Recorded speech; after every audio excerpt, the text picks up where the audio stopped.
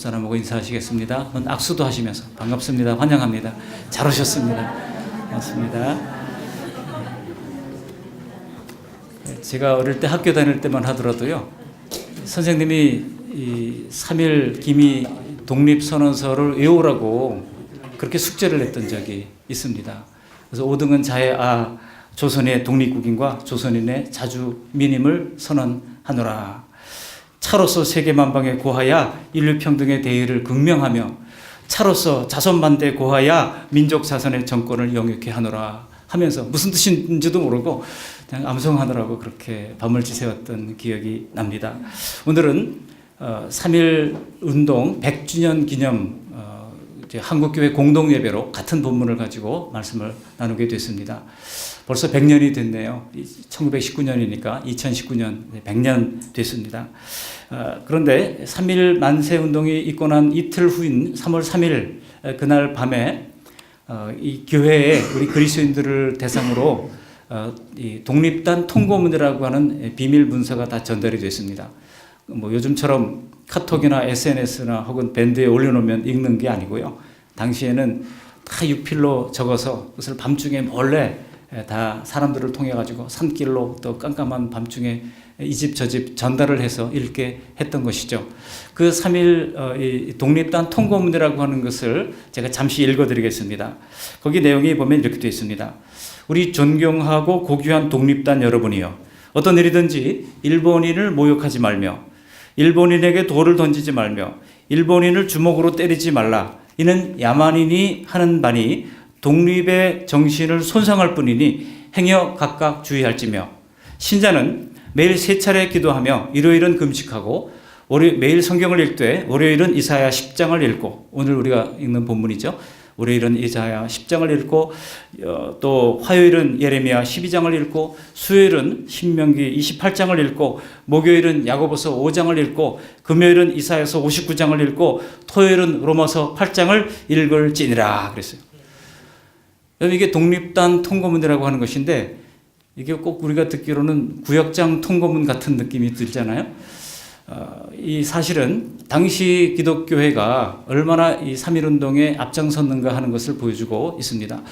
당시 우리나라 민족이 남북한 합해가지고 약 2천만 명, 정확히 말하면 2천만 명이 되지 않았습니다만 그저 2천만 결례라고 우리가 얘기를 할 때에 기독교인의 수는 약 30만 명이 채 안 되었습니다. 그러니까 그저 1.5%, 2%가 안 되는 작은 미미한 그런 사람들에 불과했습니다. 그렇지만은 3.1운동 할 때 그 태극기를 어디서 만들었냐 하니 다 교회에서 밤중에 몰래 만들었던 것입니다. 일제가 다른 것은 다 금지를 했어도 종교의 자유를, 서방의 눈치를 보느라고 종교의 자유는 허락을 해뒀거든요. 그래서 당시에 가장 활발하게 움직이던 이 종교가 소위 이제 기독교는 뭐 미미했고요. 또 천도교라고 하는 것이 있었습니다. 이 천도교와 기독교가 대부분 중심이 되어서 이 3.1운동의 모든 일들을 감당하게 됩니다. 실제로 3.1운동이 있고 난 이후에 많은 사람들이 체포됐죠. 그 체포된 사람들, 전국 311개 지역에서 동시다발적으로 이제 독립만세운동을 펼쳤는데요. 그 체포된 사람들의 수를 다 조사를 해가지고 비율을 내보니까 그 중에 기독교인이 비율이 61%나 됐다는 거예요. 기독교의 인구가 당시에 뭐 1.5%밖에 안 되는 사람들이 독립운동에 얼마나 그들이 열심을 냈고 또 얼마나 만세운동에 열심을 냈는가 하는 것을 알 수 있는 대목이라 할 수 있습니다. 이 시간 우리는 100년 전 이 땅에 나라의 독립을 간절히 바라면서 마음을 모아 읽었던 성경 본문 중에서 특별히 월요일에 읽었던 본문 이사야 10장 말씀을 가지고 함께 은혜를 나누고자 합니다. 특별히 오늘은 당시 선배들이 읽었던 이 말씀이 우리에게 주시는 교훈을 찾아보면서 세 가지로 적용을 하도록 하겠습니다. 첫 번째는 하나님은 오만한 세상 권력을 물리치신다는 거예요. 오늘 우리가 읽은 본문 가운데 12절 말씀이 바로 그것을 이야기하고 있습니다. 우리 12절 말씀을 다시 한번 함께 읽어보시겠습니다. 그러므로 주께서 주의 일을 시온산과 예루살렘에 다 행하신 후에 아수르 왕의 완악한 마음의 열매와 높은 눈의 자랑을 벌하시리라. 인류 역사에서 가장 잔인한 민족들이 있습니다. 그 중에서도 가장 잔인한 민족으로 알려진 민족 중에 하나가 바로 아수르 민족입니다. 이 아수르는요, 그야말로 자비가 없었던 민족입니다. 그런 아수르 민족은 지금으로 말하면 이라크 북부 지역을 장악했던 민족이었죠. 그래서 당시에 지금으로부터 2800년 전 이야기입니다만 당시에 중동 세계 거의 전부를 집어삼키고 있는 강력한 제국을 형성했던 나라입니다. 오늘날로 말하면 미국이나 중국이나 러시아에 필적할 만한 그런 강대국이라고 할 수 있습니다. 물론 이스라엘도 잠깐 부자 나라, 강대한 나라를 이룬 적이 있었어요. 바로 솔로몬 왕과 다윗이 통치할 때 영토를 확장하고 이제 병기고를 만들고 또 군대를 강성하게 키우고 하면서 강력한 나라를 만들었습니다만 그저 조그만 고대 중근동 지역의 미미한 지역에 불과했죠. 거기에 비하면 아수르는 대단히 강대한 나라였습니다. 그러던 강대한 이스라엘이 솔로몬이 죽고 난 이후에 하나님을 떠나고 또 그에 대한 징계로 말미암아 나라가 두 쪽으로 갈라지고 말았습니다. 그래서 북쪽 이스라엘을 이스라엘이라고 부르고 남쪽 이스라엘을 유다라고 부르는 남북 분열의 아픔을 겪게 됩니다. 그런데 그렇게 분열됐으면서도 그들이 하나님을 따르지 않으니까 하나님께서는 이번에는 아수르 세력을 붙여서 이 북이스라엘을 이제 징계하게 하십니다. 그러니까 아수르는 당시에 북이스라엘을 징계하시려는 하나님의 몽둥이였어요. 하나님의 도끼였어요. 그래서 그들을 치게 하셨어요. 그런데 이 아수르 제국이 이스라엘을 징계하는 데서 넘어서서 교만하게 행하기 시작합니다. 그러자 하나님께서는 아수르를 하나님의 도구로 사용하시다가 하나님의 징계 채찍질로 사용하시다가 이번에는 다시 아수르의 그 교만한 것을 벌하시겠다고 오늘 본문에서 말씀하고 있는 것입니다. 남유다는 어떻습니까? 남유다는 남유다대로 하나님을 떠났어요. 우상을 숭배했어요. 그러니까 이번에는 남유다를 징계하기 위하여 바벨론이라고 하는 세력을 하나님께서 사용하십니다. 그러니까 보세요. 하나님께서 이방 권력들도 하나님의 백성을 징계하는 그런 도구로 사용하실 수 있다는 것을 보여주고 있습니다. 그런데 그 징계의 도구로 사용되던 그 권력과 권세가 교만해가지고 내가 요만큼만 때려라 그랬는데 그 넘치도록 하는 거예요. 그러니까 하나님께서 그 높은 눈을 벌하시리라. 12절에 나오는 그 높은 눈을 벌하시리라 그 말씀을 가지고 제가 전에 또 몇 번 설교도 했던 적이 있습니다만 마침내 하나님께서는 이러한 세력을 완악한 마음의 열매와 높은 눈의 자랑을 벌하시고 그들을 하나님께서 징계하신다고 하는 것입니다. 지금도 마찬가지입니다. 오만한 권세가 있죠. 오만한 권력이 분명히 있습니다. 세계 이제 대통령이나 어떤 수장들 가운데서도 우리가 생각하기에 예전과는 전혀 다른 대통령, 예전과는 전혀 다른 그런 그 수상 이런 사람들이 지금 세계 도처에서 나오고 있는 것을 봅니다만 그런 교만한 세력은 하나님께서 반드시 꺾어 놓으십니다.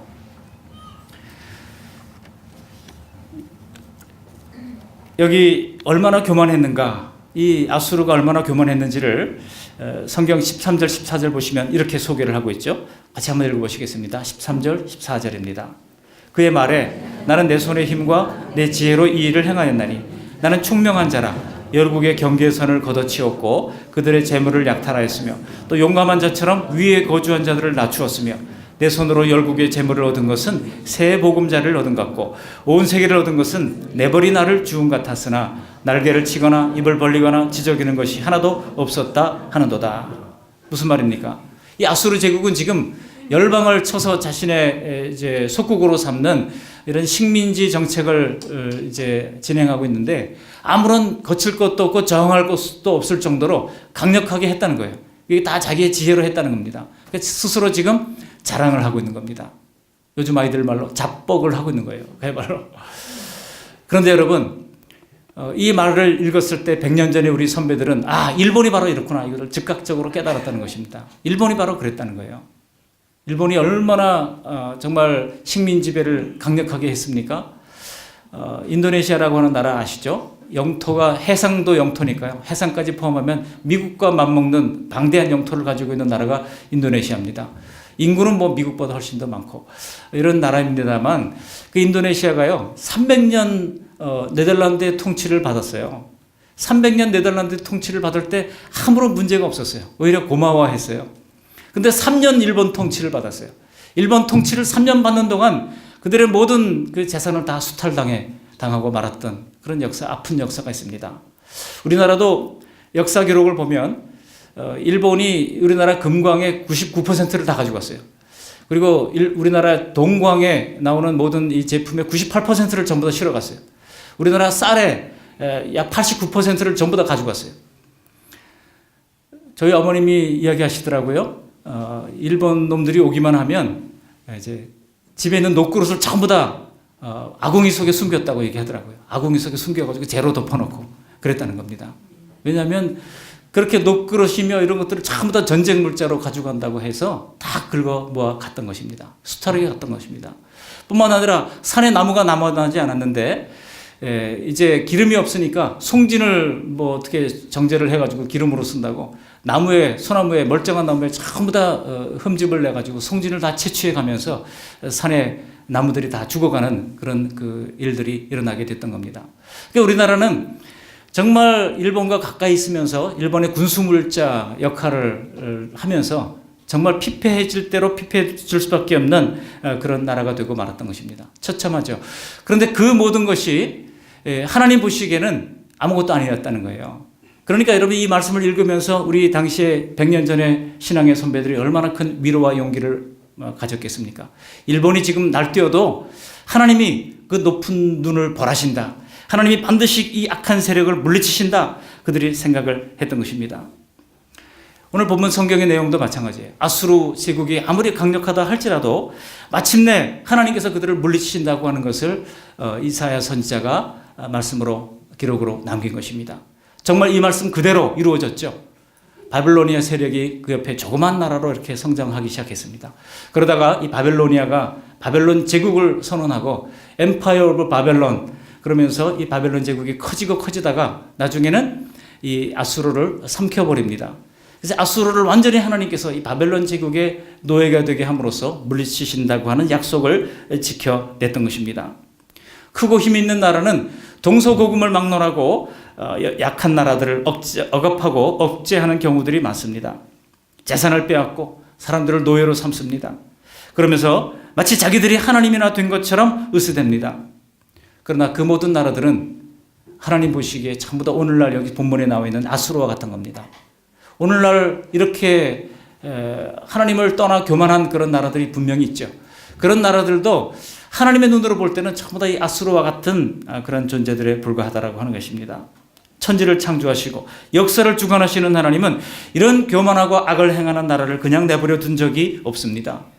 그런 정권을 그냥 내버려 두신 적이 없습니다. 때가 되면 반드시 물리치시는 겁니다. 100년 전에 읽었다던 그 독립단 통고문 읽으신 선배 성도들은 이 아수르에게서 일본의 냄새를 맡았습니다. 당시 일본도 세상에 두려울 것이 없었습니다.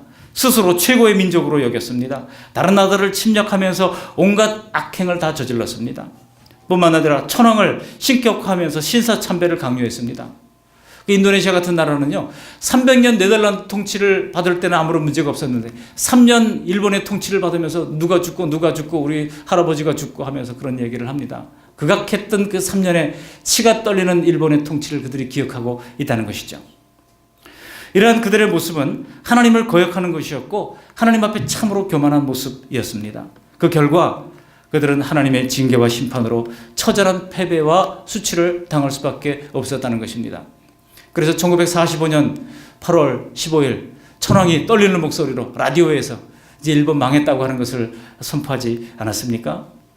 100년 전 우리 신앙의 선배들이 목숨을 걸고 나설 수 있었던 것은 겉으로 아무리 대단해 보인다 할지라도 오만한 권력과 세상 권세는 하나님이 반드시 물리쳐 주신다는 사실을 굳게 믿었기 때문 아니겠습니까?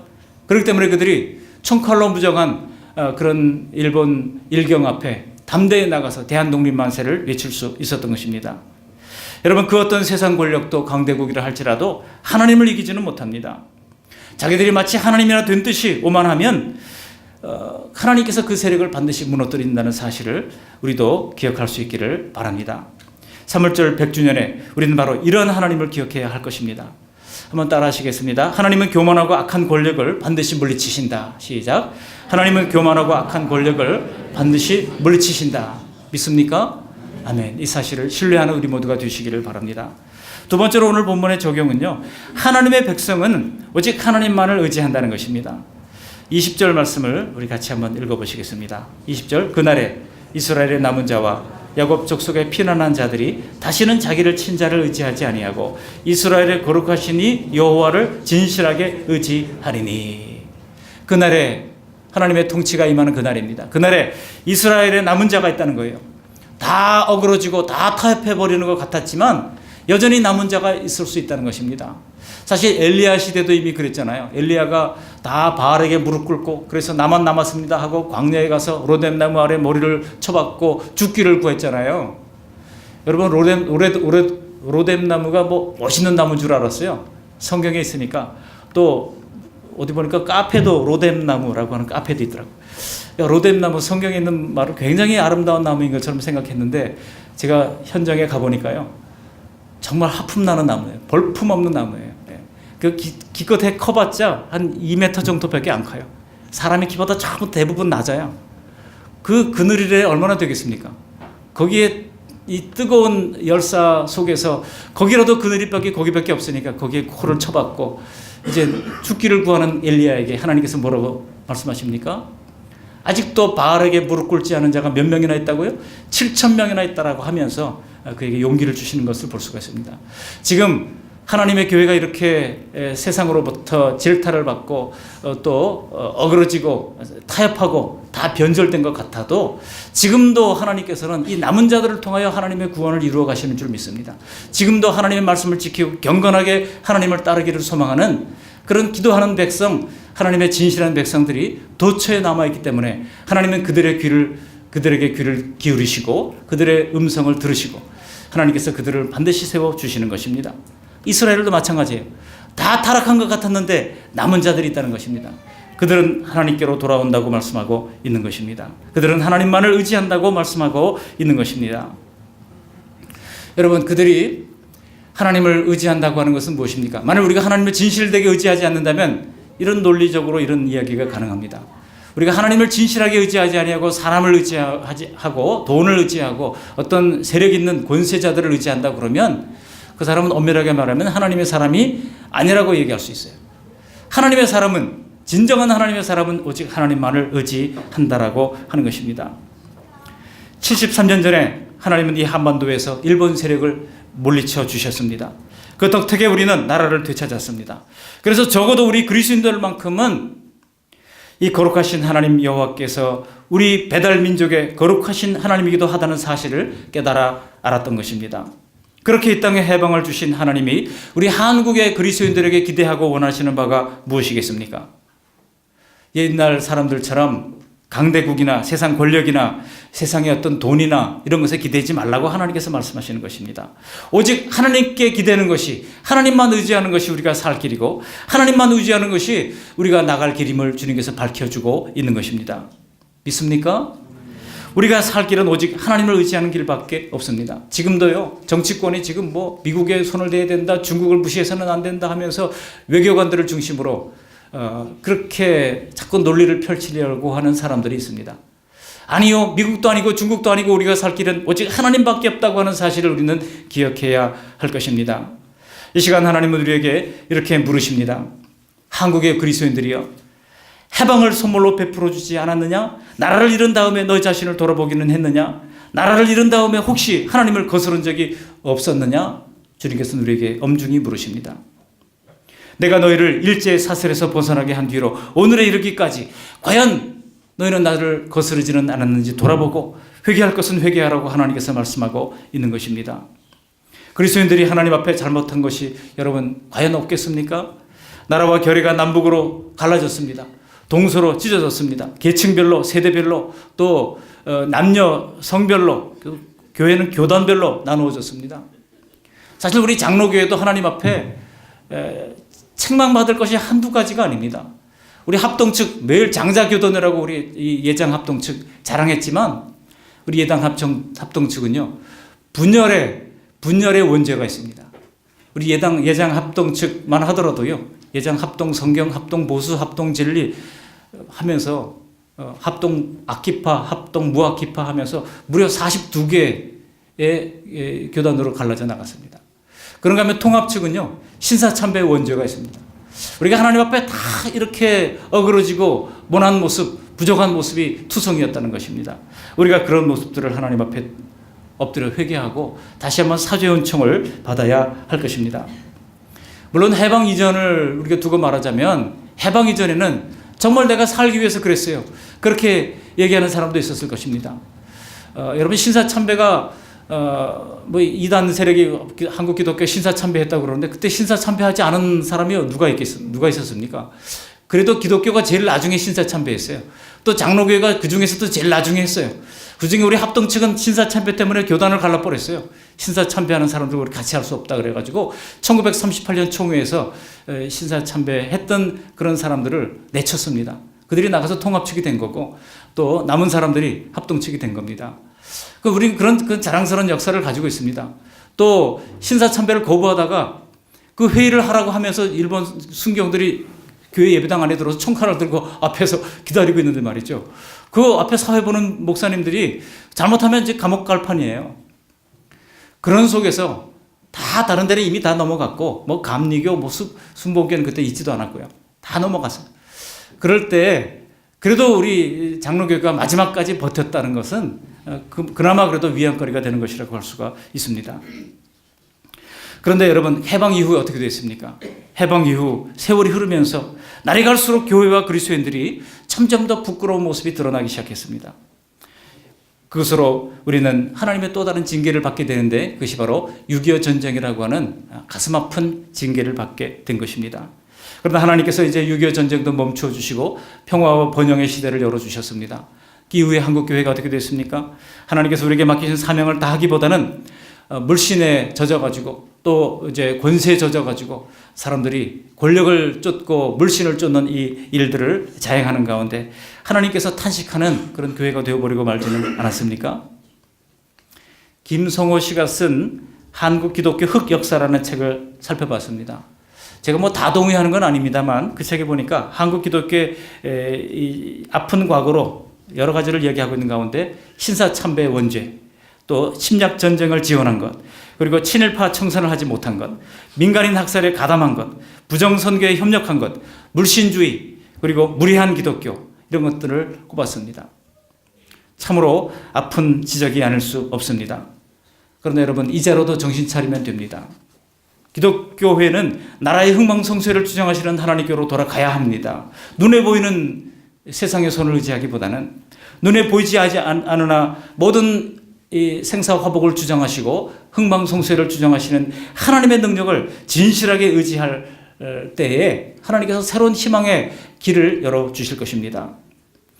바로 오늘 두 번째로 주시는 말씀이 바로 그거예요. 그래서 하나님의 백성은 오직 하나님만 의지한다는 것입니다. 진실한 하나님의 백성입니까? 그렇다면 하나님만을 의지하는 저와 여러분들이 다 되시기를 바랍니다. 세 번째로 마지막으로 하나님의 백성은 하나님께로 반드시 돌아온다는 것입니다. 오늘 본문의 제목이기도 하지만 오늘 주시는 말씀 가운데 특별히 21절 말씀을 우리 같이 한번 함께 읽어보시겠습니다. 남은 자, 곧 야곱의 남은 자가 능하신 하나님께로 돌아올 것이라. 하나님이 아수르를 물리쳐 주시고 나면 당연히 이스라엘 사람들 가운데 아직 살아남아 있는 사람은 하나님께로 돌아올 것이라고 하는 그런 말씀입니다. 이게 일종의 예언의 말씀이죠. 예언의 말씀이기도 합니다만 오늘 우리의 귀에는 오히려 남은 자는 반드시 하나님께로 돌아와야 한다라고 하는 당위적인 책임으로 들립니다. 그렇습니다. 3.1절 100주년 기념예배에 한국교회와 우리 그리스도인들이 굳게 다짐할 것은 바로 이것입니다. 능하신 하나님께로 돌아와야 한다는 것입니다. 하나님을 의지하는 것에서도 넘어서서 돌아오는 실제 행동으로 나가야 한다는 것입니다. 로마서 8장 2절 말씀 이하에 보시면 예수 안에 있는 생명의 성령의 법이 우리를 죄와 사망의 법에서 해방하였다고 말씀합니다. 따라서 우리 그리스도인들은 더는 육신을 따르지 않아야 합니다. 뿐만 아니라 육신의 생각대로 살아가지 않아야 합니다. 뿐만 아니라 육신의 생각은 하나님과 원수되기 때문에 하나님의 법에 굴복하지 아니할 뿐더러 할 수도 없다고 말하고 있는 것입니다. 사랑하는 성도 여러분, 오늘 우리는 하나님을 믿는다고 하면서도 하나님보다 돈을 더 믿고 있지는 않습니까? 하나님보다 지위를 더 의지하지 않습니까? 명예를 더 의지하고 있지는 않습니까? 인맥이나 배경이나 학력이나 어떤 경험을 더 중요하게 여기고 있지는 않습니까? 하나님이 능하신 분이심을 우리가 정말 믿고 있는가 돌아볼 수 있기를 바랍니다.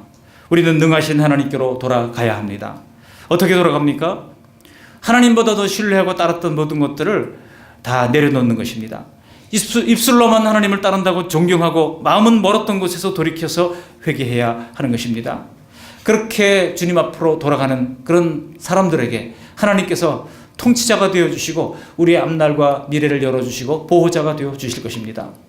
우리가 주님으로 모시고 섬기는 예수님도 예수님 당시 유대 사람들에게 끊임없이 하나님께로 돌아오라고 권면의 말씀을 했습니다. 그 서기관과 바리새인들을 향하여 철저하게 신앙생활을 하고 있다고 자부하고 있던 그런 바리새인과 서기관들을 향하여 화 있을진저 그렇게 화에 대해서 말씀하면서 강력하게 경고의 말씀을 날렸습니다. 그러다가 그들의 눈에 나서 그들은 예수님을 이제 엿보게 하는 사람들을 보내고 마침내 그들을 체포하는 사람을 보내고 그래서 붙잡혀서 모진 고생을 다 하신 끝에 십자가에 못 박혀 돌아가시기까지 했습니다. 그러나 우리 하나님은 그대로 끝내실 수는 없었습니다. 로마서 8장 11절에 보시면 하나님께서 죽은 자 가운데서 살리신 이의 영이 너희 가운데 거하시면 그리스도 예수를 죽은 자 가운데서 살리신 이가 너희 안에 거하시는 그의 영으로 말미암아 너희 죽을 몸도 살리시리라 그랬어요. 우리에게 부활의 산 소망을 허락해 주신 것입니다. 사랑하는 성도 여러분, 그러므로 이제 우리가 두려워할 필요가 없습니다. 우리는 능하신 하나님만 의지하기로 거듭거듭 다짐하고 하나님께 돌아가기를 더욱더 힘쓰면 될 것입니다. 그 어떤 죄악 세력도 우리를 막지 못합니다. 하나님이 교회를 망가뜨릴 수 없습니다. 그렇게 참된 교회 그 덕택에 우리 교회는 다시 한번 새로운 소망 가운데 거할 수가 있습니다. 오늘 우리는 전쟁과 분쟁과 또 대립과 반목으로 이리저리 찢기고 갈라져 있습니다. 그래서 남북으로 나눠진 지 70년이 지나가고 있습니다. 이제 다시 하나가 되어서 열방을 섬기는 그런 나라가 되어야 할 것입니다. 통일돼서 뭐 하게 해요? 통일돼서 우리가 열방을 압제하는 나라가 되는 것이 하나님의 뜻이겠습니까? 아닙니다. 통일되어 마땅히 통일한국은 선교한국이 되어야 할 것입니다. 열방을 복음으로 변화시키는 선교한국, 투기꾼의 나라가 아니라 열방이 하나 되어서 이제 열방을 섬기는 그런 나라에 선교 마지막 시대의 마지막 주자로서의 사명을, 선교적 사명을 다하는 우리 선교 대한민국, 남북 한국이 되어 하나님께 영광 돌리는 대한민국이 되어야 할 것입니다. 이것은 하나님의 바람이요 또한 우리의 바람이 되어야 할 것입니다. 그렇다면 지금까지 교회와 나라를 어지럽혀 온 온갖 불의와 부정과 부패와 탐욕과 차별과 소외와 폭력의 죄악을 우리는 온전히 뿌리 뽑고 그야말로 부활의 신앙을 굳게 믿고 하나님께로 돌아가는 그 일에 온 힘을 쏟아야 할 줄로 믿습니다. 1919년 3.1운동은 우리 민족이 하나 되어 만들어낸 위대한 기독교 역사 유산이라고 할 수 있습니다. 독립운동 서명자 33명 가운데 16명이 기독교인입니다. 전국에 흩어진 교회들이 놀라운 네트워크를 만들어서 남녀노소 신분 빈부귀천 할 것 없이 환경을 초월하여 우리 민족이 이렇게 한해된 적이 과거에 없었습니다. 교회가 중심이 되어서 민족을 하나 되게 한 그런 놀라운 역사를 이루었던 이 기독교 유산을 우리가 잊지 않고 기억하면서 오늘 이 땅에 우리에게 주신 이 사명을 다하는 길이 무엇인가 고민하는 귀한 시간이 될 수 있기를 바랍니다. 물론 이 일에는 희생이 없이는 불가능할 것입니다. 우리들도 자신의 생명을 아끼지 않고 나라를 사랑하고 민족의 미래를 하나님께 맡겼던 우리 믿음의 선배들을 기억하면서 우리 모두 이 땅에 예수 그리스도의 소금이 되고 빛이 되어서 이 땅을 밝히는 등불이 되는 우리 모두가 될 수 있기를 주님의 이름으로 축원합니다. 우리 힘만으로 감당할 수 없습니다. 일제 강점기 시대에 희망이 없던 그 시대 민족의 해방을 선물로 주신 전능한 하나님, 한국 전쟁의 폐허 속에서도 그 전쟁을 그치게 하시고 다시 살려주신 그 놀라우신 하나님, 우리 민족을 세계 최빈국에서 번영하는 민족으로 만들어주신 그 놀라운 하나님, 그 하나님 믿음으로 고백하면서 우리의 생존이 미래와 주권이 다 하나님께 있음을 믿음으로 고백하면서 우리도 하나님 앞에 영광 돌리는 그런 삶을 살기로 작정하고 돌아가는 우리 모두가 되시기를 주님의 이름으로 축원합니다. 아멘. 고마우신 하나님, 귀한 주님의 말씀 오늘 들려주셨습니다. 하나님께로 돌아올 것이라. 하나님은 오만한 세상 권력을 물리치십니다. 그러므로 하나님의 백성은 세상의 권력을 의지하지 아니하고 하나님만을 의지할 수 있도록 은혜를 베풀어 주시옵소서. 늘 하나님께로 돌아갈 수 있도록 하나님 은혜를 베풀어 주옵소서. 하나님, 그리하여 오만한 세상 권력을 심판하시는 창조자 하나님을 신뢰하면서 마침내 하나님의 백성으로 야곱의 남은 자가 능하신 하나님께로 돌아왔던 것처럼 하나님, 남은 경건한 그리스도인이 되어서 하나님의 이 땅을 변화시키는 귀한 창조적 소수로 살아가기에 부족함이 없도록 은총 더하여 주시옵소서. 예수님의 이름으로 감사하며 기도합니다. 우리 다 같이 합심해서 이 말씀을 우리의 삶 속에 적용하고 내 삶 속에 적용하도록 기도하시고, 우리 장년부를 위해서 기도해 주십시오. 황금기를 아름답게 보낼 수 있도록 대신방 가운데 하나님께서 풍성한 은혜를 더해 주시도록, 주말에 있는 우리 청년부 수련회가 우리 청년부의 부흥의 기점이 될 수 있도록 기도하시고, 선교사님을 위해서 박천민 선교사님 인터서브에서 지금 중동 디아스포라를 대상으로 이태원에서 우리 아랍인 교회를 운영하고 있습니다. 하나님께서 그 아랍인 교회에 놀라운 변화의 역사, 제자되는 역사가 나타나도록 기도하시고, 선교단체를 위해서는 우리 JDM을 위해서, 그리고 지구온난화 해법을 잘 마련할 수 있도록, 환절기에 아프신 연약한 성도님들에게 치유회복의 은혜가 더하도록, 다가오는 북미 정상회담을 통하여 한 번 더의 새로운 변화의 역사가 나타나도록 우리 다 같이 합심해서 기도하겠습니다. 고마우신 하나님 아버지, 감사합니다. 오늘 귀한 주님의 말씀을 받았습니다. 하나님은 오만한 세상 권력을 물리치시고, 하나님이 오만한